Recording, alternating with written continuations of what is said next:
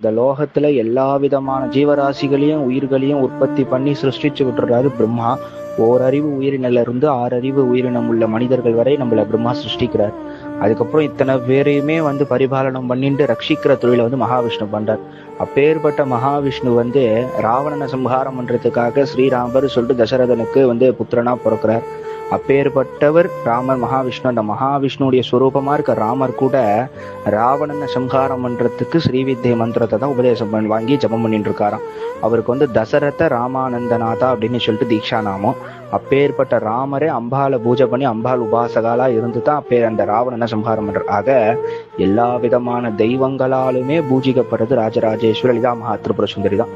அதனால அவ அவ்வளோ வசதி. இந்த ஜென்மால ஸ்ரீவித்யா மந்திரம் கிடைச்சுட்டாலே போறோம். பரம சௌக்கியம். அம்மா ராஜராஜேஸ்வரி.